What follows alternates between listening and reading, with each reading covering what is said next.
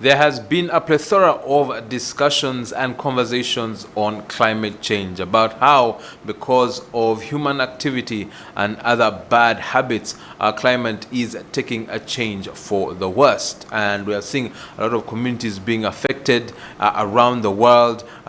We have seen communities here in Uganda be affected in the guise of lack of property, loss of property, that is, but especially loss of life. And that is something that we all need to pay attention to. Now, NEMA and other authorities and other organizations and stakeholders have come out to say, please keep a clean and healthy environment. Please avoid building on wetlands. Please, please, please. And many of us are not hearing the voices that are telling us to do so. But we are starting to see the effects of climate change in Uganda, and it is real, and that is what we are talking about this day. But let's first see first-hand evidence of what the climate can do if, as human beings, we continue to denigrate and disrupt the environment.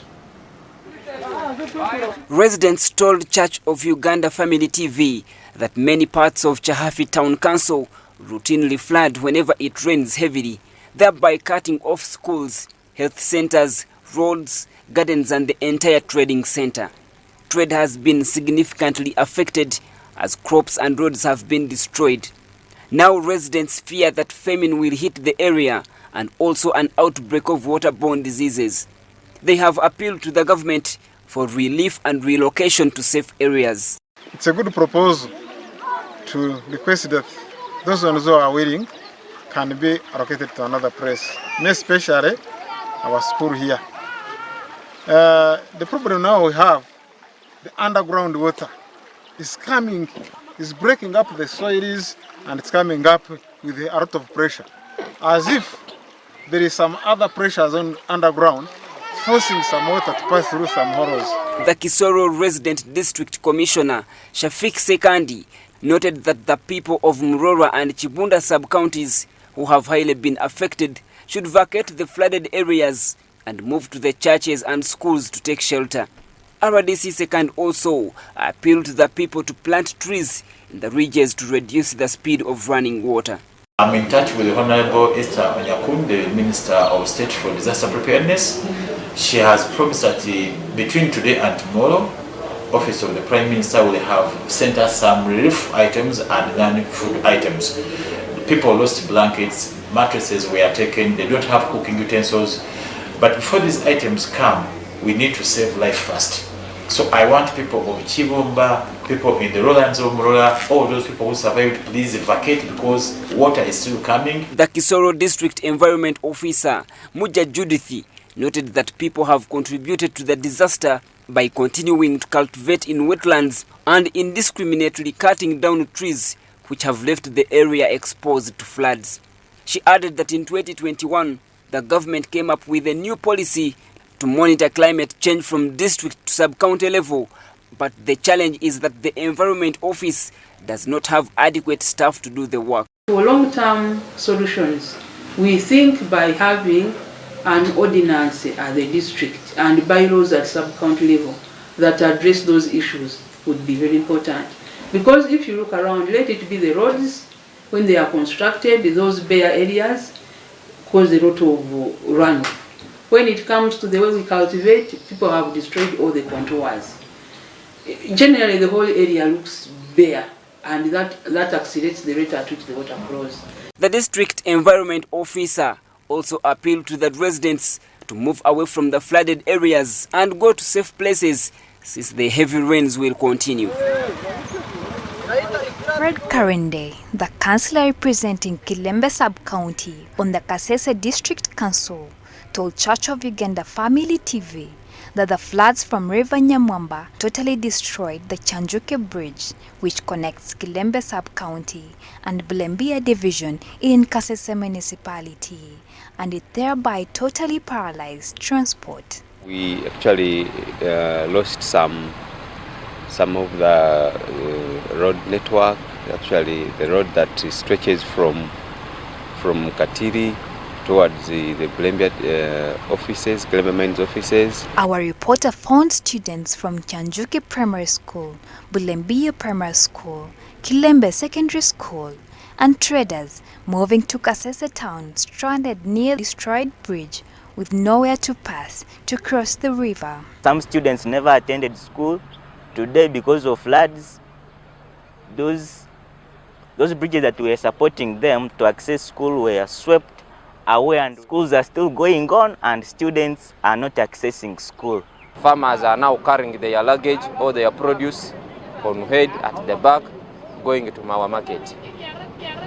So government has to come in and open this route on the hill such that it can act as a means of survival for the residents of this area. We can't even cross, borders are stuck, people are at home, so we ask for higher authority, even the government, even the volunteers who are there, who can help to come and help us to construct for us a permanent bridge. Otherwise, we are suffering because of floods and the thieves. Some residents attributed the destruction of the bridge to the vandals who removed some parts of the structure, especially the metal bars, which they sell to scrap dealers. The vandalism significantly weakened the bridge, which could not stand the floods. People who are taking the scrap is being sold at 500 a kilogram. What is that? We are losing a lot of money due to those people. 500 per kilogram, and yet to have business which are stranded where you can get a lot of money. Residents appeal to the police to arrest scrap dealers who buy materials removed from key public infrastructure such as bridges, roads, and electricity poles. Bwe batandika okugiyingira wansi eyo nga bajjayo ebyuma bwe buzibu bwe tufunye wano ku lutindo nzawo yensonga lwaki mbagamba nti bayimirize aba scrap. Some of them, they are people who are living around. When you talk to them, they want to cut off your head. For us, the people living around, we can't do anything. If government gives them a penalty, it can help us. Hamna Tuhwera, the vice chairperson of Kasese district, said that the bridge was designed and constructed with materials to mitigate the effects of floods. Remember, this bridge is the only bridge that was connecting the lower Kilembe with Chanzuchi. And we have a big community up where we have pregnant women, we have Kilembe Secondary up. The students are doing their exams, and we know at the end of this week they will have finished and they will be going home. The Kasese district vice chairperson assured the people that the district leadership, in consultation with the central government, would do all it takes to ensure that the people are not totally cut off from social services due to lack of a bridge. As the leadership, we need to sit so urgently, because to make sure that these people in the Chanzuchi can access services, of course even food itself from the lower market, getting services, and also the students themselves, even teachers, because there are some other teachers who are also, who at times stay in the lower side. Those who are up, they are the people who are Issues at hand, powered by Protea Hotel by Marriott Entebbe. Comfort and luxury at its best. There you go. We are seeing issues when it comes to many districts in Uganda, especially Kasese, Ruchiga, and other districts, Chisoro, where there is a lot in terms of flooding, mudslides, landslides, and a lot of lives are being affected. And that is why today on Issues at Hand, we want to talk about what is going on. Why are we seeing the weather turn against humans and against Ugandans in this way? And what can we do to ensure that moving forward we do our own part in ensuring we fight climate change? But also, what should we do when we have such climatic weather here in Uganda? How can we protect ourselves? How can we, as farmers, for instance, ensure that we get the best out of this season, even as the heavy rains fall? That is why I have with me Mr. George William, who is from the Uganda Meteorological Authority, to discuss these issues with us. Welcome back to Issues at Hand. Thank you, Bruno. Thank you, viewers. I'm really too much appreciative for the invitation you always give to UNMA to come and share the issue of weather and climate with the public. All right. So we have seen a lot of heavy rain during the month of May, especially towards the end of April and the beginning of May. What does this point towards, and what do these issues of flooding, landslides and mudslides say about what our environment is saying in terms of the message? Are we doing the right things in terms of protecting our environment, or are we escalating the situation, and that's why we are seeing a lot in terms of flooding and mudslides and so on and so forth? Okay, thank you so much. Uganda National Meteorological Authority gave out the forecast for March, April and May. That was at the beginning of March, and it was clearly indicated that there is going to be much rainfall, but some people did not take it very seriously. And if I'm to say, the month of March, the rainfall was really much enough. And if you look at farmers, what they did with the rain, I believe by the end of this May, some farmers are going to have a bumper harvest because they utilize it very well. Well, of course, you know, rain varies on a daily basis, weekly basis, monthly basis, and seasonal. And it is our duty as Uganda National Meteorological Authority to always give this forecast for the different time ranges. We give for the 3 months, then we also give for the 10 days, we also give for the 1 month, because that one will be checking what is going to happen within the 3 months. And also we give on a daily basis and 6-hourly forecast. Now, when we issue the forecast for March, then by the end of March, we indicated, when we gave the 10 days forecast for the first 10 days of April, we realized there is going to be some dry spell, and definitely that dry spell came. It hits most part of the country for almost 2 weeks. Thereafter, the rain resumed, and when the rain resumed, it continues. Then again, we also observe that there is going to be heavy rainfall, which is expected, particularly toward the end of April. And that rainfall came. Now, what is happening with that? It is indicated very clearly that the climate is changing. The changes are real. Then the climate is also varying at the same time. Now, and the variation and the changes now tells us that the people, the user of the climate and information, must really plan with the forecast which is always given. Now, what happened exactly with the previous 2 to 3 weeks, the heavy rainfall which fell in most part of the country? Of course, you know, our rainfall is driven by some of the weather system, and one of the weather system is the wind. There is one wind system that we always monitor it on a weekly basis. That wind system is the one which normally come and interfere with the rainfall during the month and during the season. Sometimes it can be associated with too much rainfall within 2 weeks.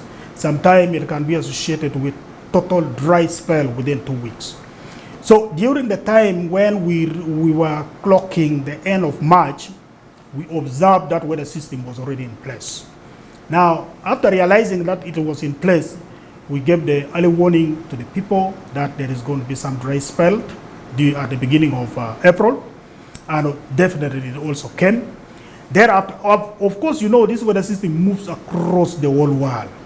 And whenever it is moving, what can define it is going to give us a lot of rainfall, and what can define it is going to give us a dry spell? This wind system are either very strong or it is weak. When it is weak, we know it is not going to give us any impact. And the rain, if it is in place, will be the normal rain. It will come as usual. But the moment we see the wind is very strong, then we locate where it is, because it moves around the world. We identify where it is located. So the particular location of this particular wind will definitely tell us what kind of rain we are going to have over Uganda. So in the previous heavy rainfall that we have observed recently, it was positioning itself in a location which was supposed to drive too much rainfall over most part of the country. And we gave that forecast. We even issued it earlier in advance. And definitely during that time, rain started pouring in most part of the country. Of course, you know, this rain comes with a lot of disasters. And this particular disaster, if you try to look at it, it is always fueled by so many things in place. Number one, of course, it is heavy rainfall. Then number two, the intensity of that particular rainfall. Then number three, we also look at the duration of the rainfall. Of course, when rain has been in place for over a week, even if it comes small in amount, but of course the soil will reach a point whereby it cannot hold that particular water anymore, so the water has to flow. But with this particular wind, which comes with a very strong momentum to push a lot of rainfall over the country, definitely it can really spark some of the flood we have been observing. Now, I would like to say that everywhere where people are sitting, in most part of the country, there are areas which are called hotspots. These hotspots are areas which are prone to flooding. Even the community, they know it. If you go to the community, they know that this area during rainfall, there must always be waterlogging, or if heavy rainfall comes, there is always landslide or flooding happens.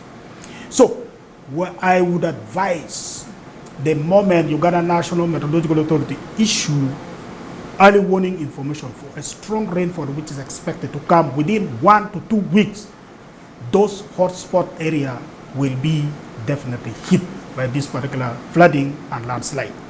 So if you look at areas which suffered, the district in particular, Kisoro, also Kasese, then Toroko also the same. Bale, it was not so much because those are the areas which are so common to this particular flooding. And what brings the flooding? We look at the features which are in place. And some of these features, we have the mountain, we have the valleys around, and you find the community are sitting in this particular valley. So when it rains heavily, then the water definitely comes and sweeps to the downward side. So majorly, that is what we have been seeing. So the recent flooding we observed in the last 2-3 weeks, it was driven by the heavy rainfall which was associated by the strong wind system which drive the rainfall over our country. Thank you. That's very well put. Now, you discussed very well the areas that are prone to this heavy rainfall and how this rainfall comes about. My question to you, is this the normal rainfall that we are supposed to receive, or could there be other factors like climate change as to the reason to why this volume was this massive? Okay, thank you. Because when you look at this particular rain that we have received very heavily, this rain, it is not a kind of the average. I can call it a normal or the kind of average rainfall which is expected over a given place. But this one is above normal. And what brings this? I said initially that there is a climate change already in place, and the climate is also varying. So how will we know it is induced by the climate system? We try to look at the frequency of happening of these particular events. If you try to look at the flooding, the landslide, the waterlogging in so many places around the country, you find, looking back like even 20 to 30 years ago, you find this kind of flooding and landslide were not so much frequent those days. But if you come nowadays, almost every rainfall season, you must get to hear of landslide, waterlogging, flooding in those places.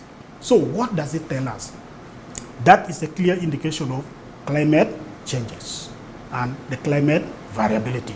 Because climate change, some people think climate change brings dry condition. No, not only dry condition. Climate change can also bring a lot of rainfall. Actually, on that note, for those of us who might be wondering what climate change is, what is climate change and what is climate variability? What's the difference? Okay, thank you. When we talk about the climate change, let us give a simple example. We look back like 30 years ago. That whereby we know that during 30 years ago, rainfall begins falling by around the month of February. So February the 15th, if you go to our elders, that is what they will tell you. But nowadays, you find rain can even come at the end of March. It can also come at the end of what? Or even mid-March or the beginning of April. So that shifting of the onset of the rainfall season, we will be tagged to a climate change because we look many years back. So when we talk of a change must be called a change when something happens systematically for a period of at least 10 years minimum. That is what we refer to as a change. But when we talk of variability happens within a year or within a month. For example, I can look at last year, the month of May. We did not get this kind of rainfall. So it was not much like this year. But this year, we can see it was too much compared to last year. So that one, we call it climate variability. So climate variability varies on a monthly basis. It can also vary on a yearly basis. But climate change takes a systematic change over a period of not less than 10 years. So I was giving an example of looking at the rainfall beginning for the first period of the year, like March, April, May rainfall season. Those days back, the rain comes very early by February. By nowadays, you find the rain can even go up to March. So looking at that systematic change, the rain has shifted its beginning. It is an indication of changes of the climate. Thank you. And you were just saying as well that climate change does not only mean that there will be a lack of rain or a dry period, but it also means that there will be heavy rainfall. Exactly. So when we look at this climate change, it doesn't mean climate change is associated with dry condition. Climate change can also bring more rain in a given place which used to receive little rainfall. Yes. Indeed. Now, we have seen the impacts on what climate change is and climate variability, but what is the cause? Is there a cause, or is it an act of God, like is said in the legal fraternity? Is it beyond us, or is there a link between human activity and the way the climate is behaving or misbehaving for some? Okay, thank you. Climate by itself is changing. When I talk of climate by itself is changing, we look at the land, the one we are sitting on. The land is changing naturally. Then we look at the sun, the solar radiation which is coming from the sun. The amount coming from the sun reaching the earth's surface is also changing. Then we look at the water itself. We look at the vegetation around. They are also changing naturally. Now, those natural changes, if we are to leave it as it is, then we will not be affected by what we are seeing right now. That is the so-called natural changes. But there is also what is called man-made changes. The man-made changes comes by the activity that we do that can bring changes onto what we have in place. For example, industrialization. We have heavy industries. Uganda, we don't have those kind of industries, but in developed countries, if you go to developed countries, you see the kind of heavy industries that are releasing a lot of smoke in the sky. This particular smoke which is going in the sky, it contains some gases. And these gases are the one which are called the greenhouse gases. They are the one which is associated with the warming of the Earth's surface. So these are the prominent gas which is the key. It has the key responsibility of changing the climate of the whole world. It is happening in developed countries, but Uganda is not spared. though Uganda is a developing country, and it is very far from that country, because it is spread, that gas, then even Uganda will be covered by that particular gas. So that is one of the things that we are doing to increase the changes of the climate system. How about here in Uganda? Here, yeah, I'm coming to that. So that is at the global level. Then when we come to Uganda, in Uganda we're also doing a lot of things. I can say one of the 1 or 2, 3 things that we do. One, we have deforestation. You know, before, if you look like 10 years back, you go to the villages, you find most part of the countries were covered with forests. But people have encroached into this forest, they have cut it all, like for charcoal, like for timbers, like for whatever they want. Then at the end, the place has become bare. And cutting of those trees has reduced the amount of rainfall which is received in that particular place. If you recall, the elders used to say, we used to have rain, forests over this area, and forests can bring us rain. They were talking science, and that science is the reality of science, because the forested area can easily moderate the local climate of the place. Then within the shortest time you see cloud is forming, and formation of cloud, rain will definitely come. If you try to look at Mabira forest, during the time when rainfall is in place, try to move from Kampala going to like eastern Uganda. By the time you are crossing Mabira, you will be in a position to see at least there is some rain. If you see rain in Kampala, in Mabira there will be more rainfall compared to Kampala. Then you proceed going to the eastern part of the country, you find rain start reducing. Because that side you find the forested area, it is also coming down. So forest is very good for inducing rainfall. Then the next one is we are encroaching onto the wetland. Our wetland moderate the local climate of the place, and it is very good for rain formation. If we leave it intact, then that is the best. That is one of the ways by which we can really regenerate our rainfall that we had been having before. Then we also go into what is called cutting trees for charcoal, cutting trees for bricks burning. We are encroaching onto those natural systems. And encroaching onto the natural system, we are changing their status. So by changing their status, definitely we will change the weather of the place. I hope that we are taking this in, because this is very good and a wonderful advice as we get to understand this issue of climate change. Now, like you said, the authority shared the weather forecast for the months that is of March through May. But for those of us who might not have heard or have forgotten, can you remind us and tell us what the weather forecast looks like for the month of May and June? Okay. Thank you so much. As I stated before, I said the current weather system, which impacted a lot of flooding due to heavy rainfall in most parts of the country, it is very strong right now.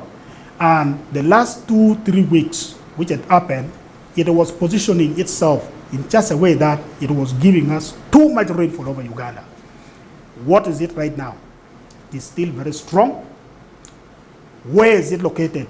It is now located in a different position. And where it is located right now, it is going to give us dry spell.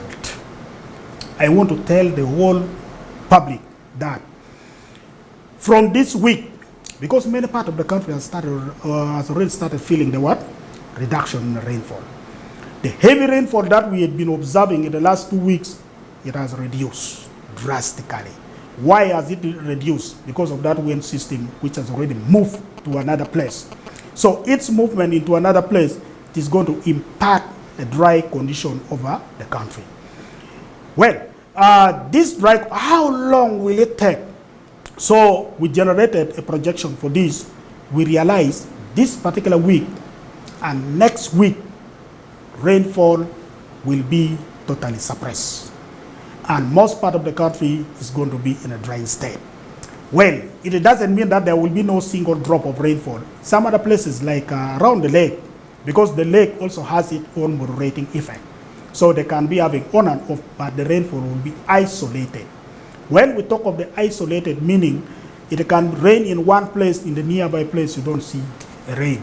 So those kind of characteristics of the rainfall will be predominant in our area.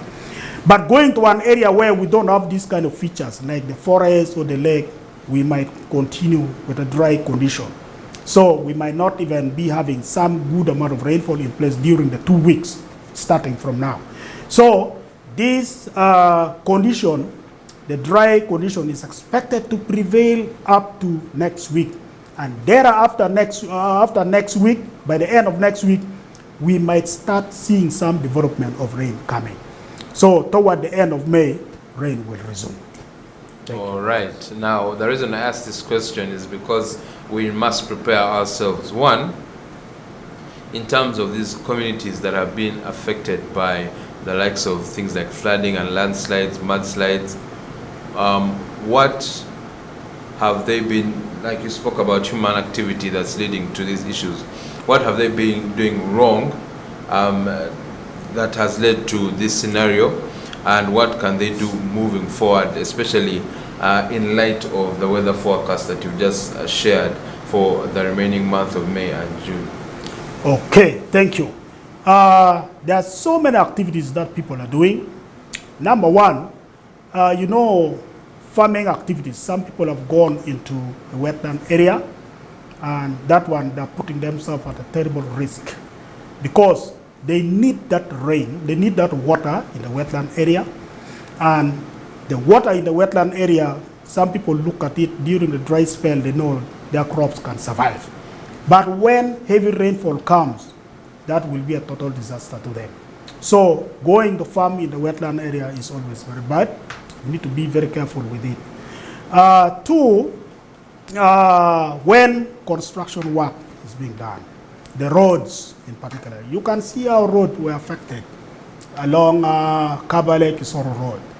So good enough, most of the construction companies, always when they're starting to construct the road, they come to our office, they get the weather forecast, not the weather forecast, the rain data set. Looking at the rain data set, they can take like for a period of 30 years back up to now. So they do some analysis, it will tell them the kind of rainfall over a given place. So I would love this kind of analysis would be done very well, and they should factor in the change of the climate system, because sometimes they just look at the data, they do their simple analysis, but they don't factor in the climate, which is changing and also varying. Then at the end, they design their road, which is compatible with the given data. Then at the end, when this heavy rainfall comes due to the changes of the climate, it will definitely wash out the road which had been constructed. Then two, we know when we are constructing the road, we are also tampering with the environment of the place. So by tampering with the environment of the place, definitely we will increase the speed of the flowing water. Take for example, when you reach a mountainous region, because the bulldozer will try to remove some of the soil and try to level it. In the process of leveling, you are now increasing the steep slope. So when heavy rainfall comes, then water definitely will come and take over what you have already constructed. So we need to be very careful how we do our things right. Thank you.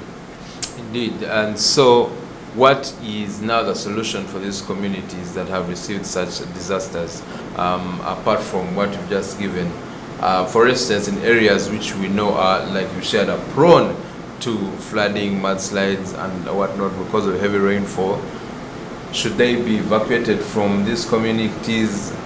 What should be done, and what do you think the Ministry of Disaster Preparedness and government should do as they work with the Meteorological Authority to find a solution to this issue?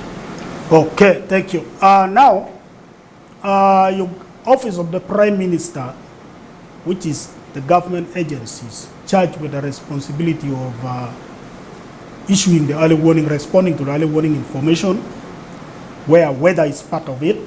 We work closely with them.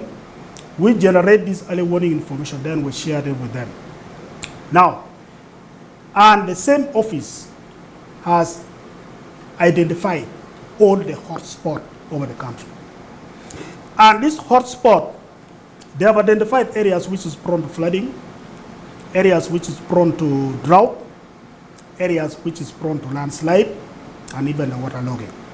So I would request that the moment heavy rainfall had been projected within 1 to 2 weeks, this 1 to 2 week forecast, when it is predicted to be heavy, it will always hit without any fails. Because the shorter we project, the more accurate that information will come out. So, community must listen to the early warning information and respond in time. 2, the community should not go into an area which is a hot spot. They know it very well. I advise them they should not go into that. Because there are some other crops which survive, which cannot survive with a lot of water. So they need to take careful consideration of encroaching onto those areas. Now, looking at what we are expecting right now, the rain is going to reduce and dry spell is going to prevail like for 1 to 2 weeks. Now, what should they do? Of course, you know, we had been coming from heavy rainfall. And many people had been calling me, the farmers. Instead, they were praying the rain should reduce because they could not now do much to plant more crop. And even tractors could not move in the field. So, I look at the current reduction in rainfall. It's very good for some farmers, very good for some crops. There are some crops which do not need too much rainfall. For example, like the soybean. Soybean is a kind of crop which needs at least some good dry spell. Even beans. Too much rainfall with beans, you find that beans will grow very healthy, but it will not bear a single what? Fruits. So this one can be a period for them to regenerate so that they produce a very good yield. Then 3, this dry spell period, farmers should utilize it for weeding. You know, when it is raining, weeding is very hard. You can try to weed, but it will definitely continue growing. So with the dry spell, if you weed, then it will make your crop now have some free spaces of free flow of air. And 4, you know, there are some farmers who spray their crops. Spraying a crop needs the time when there is some dry spell. Because when it is raining, you try to spray, water will come and wash it out. So let us make good use of the current dry spell to do those kind of activities. Then number 5, which might not be last, is the dry spell. Of course, there will be on and off rainfall. Let us try to harvest this rainfall so that we utilize it for some other activities. So this dry spell that we are entering in, it is not going to take long. It will be for some few 1 to 2 weeks, then rain will come back. So we will give you more update by the 20th of this month.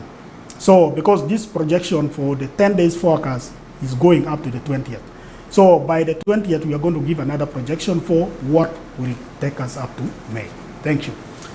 You are still watching Issues at Hand here on Church of Uganda Family TV, and of course Issues at Hand is proudly brought to you by Protea Hotel Entebbe. Please make sure you call the number on your screen, make a reservation and a booking today to get yourself the best in amenities coming from the end of Protea Hotel Entebbe. Wonderful conference halls, amazing hotel rooms, a gym, a spa, a swimming pool, and the lakeside as well. You do not want to miss out on the wonderful offers that the hotel has to provide. Now, with me once again here to discuss the issue of climate change and its effects in Uganda is Mr. George William, who is from the Uganda National Meteorological Authority. And now we shall start where we ended before the break, Mr. George. Farmers have been complaining about these torrential rains that have been affecting their cultivation process. Now, you said there are farmers who are going to reap a bumper harvest because of the rains that have been received from March and May. But there are those whose cultivation season has not been very profitable, again because the rains have been heavier than expected. As we get into this 2-week dry spell, and as we prepare for a little bit of more rain after the 2-week dry spell, what should farmers do who are still looking to cultivate? Okay, thank you so much. I stated before that many farmers are going to get some bumper harvests, because if you look at how the rain started at the beginning of this rainfall season, beginning of March, the rain had been so good. So it started earlier and it went on continuously until the end of March. Thereafter, at the beginning of April, there was some dry spell which came, and that one really to the benefit of some farmers, because during the rainfall season, it should not be raining continuously. Sometimes there is need for some corridor or window for dry spell. Then some crops can really pick up from there. Looking at the heavy rainfall which happened, I can say for this season, it was last week, the last 2 weeks, last 2 to 3 weeks, that's where heavy rainfall had happened. Of course, the 2 to 3 weeks heavy rainfall might not seriously affect some of the crops, because we are now getting into this dry spell which we are seeing right now. I think those crops which were affected by the too much water logging and the flooding, they can start recovering. So that one is not going to be bad for them. And what should farmers do right now? I can say, because some of them, their crops are reaching a period of starting flowering. Others, they are starting bearing the fruits.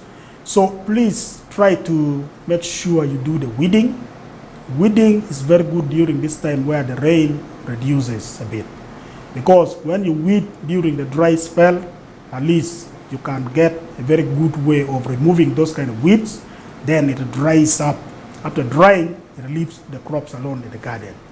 Then two, those who are using herbicides for spraying, this should be the rightful time to do it, because during this time you can now spray your crops, and since the sunshine is available and rainwater is not there in place, at least it can do the needful. And also, I would like to advise some of the farmers. There are others who have not yet opened their garden, because some people start planting some other crops by now. Please use this particular period to start opening your garden. Of course, I can say this dry spell has some negative impact.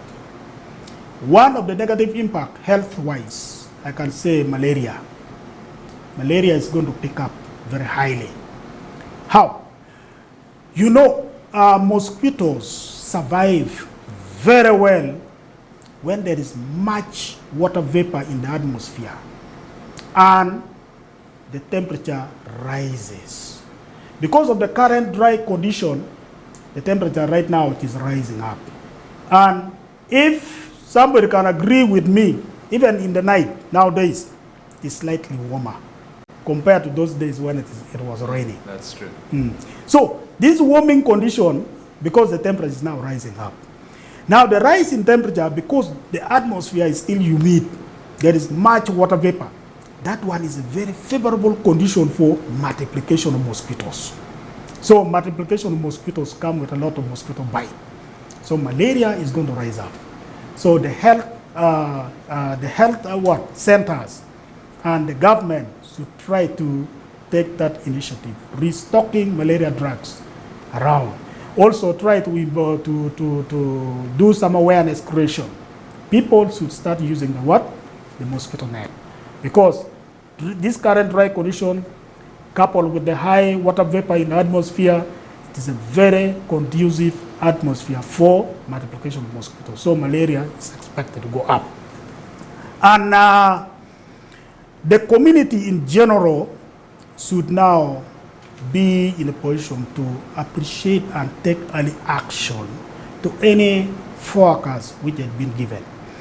We have given all the extension workers at the district level, whereby we give this forecast to them. And it is their work now to coordinate this and also give it to some media houses, the local FM in the up countryside, so that they give this forecast to the public. And the moment you get to, you heard of this forecast, which is always issued either by the local FM in your areas or by the extension workers in your district, please try to take early action. Because with this weather, once it has come, there is no way you can do. So it is better you take early action for early warning information, which is always provided in time. Thank you. Indeed. And why do you think, lastly, as we come to an end of today's edition of Issues at Hand, why do you think that the communities are still resistant to following advice from the authority, the Office of the Prime Minister, and from those leaders who are saying, look, you have to change your ways if you want to live long and prosper? Why do you think they continue to cut down trees? Why do you think they continue to put up farms in places that are dangerous, especially when it comes to places that are prone to flooding? And what do you think we can do? What's the authority doing? What is the Office of the Prime Minister doing? What should they do? And as the rest of the community, what can we do moving forward to ensure that we fight these effects of climate change? Okay, thank you. Now I start with encroachment onto the wetland, sometimes cutting of the trees. I try to interact with many communities, and they always tell people that there is no source of livelihood provided to them, to the government. So I just look at it, I said the government need to intervene, because these people now going into tree cutting, it go into encroaching onto the wetland. But for the tree cutting, that is where they complain they don't have other sources of fuel. That's why they go into that. So I would love if the government try to reduce electricity cost. Good enough the government is now extending electricity almost everywhere in the villages. That one is not going to be enough. What can be enough now to reduce the what? The cost of the electricity, so that people try to use that. And in that, we will be coming down the issue of degradation of our natural resources. Then on the what? On the community trying to they don't go by this information which is always shared by YONMA. I can say there are 3 reasons. Number 1, some people are too much into their local knowledge, the local way of predicting rain. So you find they use that one because they are enforced. Some of them are enforced to use it by their elders in the areas. So you find they say that this scientific forecast doesn't work. So we have to go with our local knowledge. So the climate is changing. And what we have realized, this local method of predicting the rain doesn't take the factors of the change of the climate. So the forecast which is given locally does not bring on board the change of the climate. Then at the end, you find changes come and hit you above. 2, people are too rigid into their traditional calendars, the previous calendars for cropping. Yet there are changes of the climate system. Please try to adjust your cropping calendar. Don't rely on the past cropping calendars, where you used to plant during this time and you expect to harvest during this time. The weather is changing seasonally, changing monthly. So please plan according to the forecast Uganda National Meteorological Authority always give, because that one will be factoring how the season is going to change with time. Thank you. All right, thank you, Mr. George William, for taking us through climate change, its effects, and how we can fight climate change, how we can do our part to fight climate change here in Uganda, especially when it comes to following advice to the likes of Uganda National Meteorological Authority, the likes of the Office of the Prime Minister and other government entities, and to our leaders as well, who keep sensitizing us on the matter. And if we take our place by ensuring that we take small steps to protect our environment, then we shall see our climate change for the better, not for the worst. And we continue to pray for our country and for our brothers and sisters in places that are prone to flooding and mudslides and landslides to be protected, but we must be good stewards and do our part. Thank you for joining us on Issues at Hand this Monday. We shall return tomorrow. For now, God bless you and enjoy the rest of the programming here on Church of Uganda Family TV.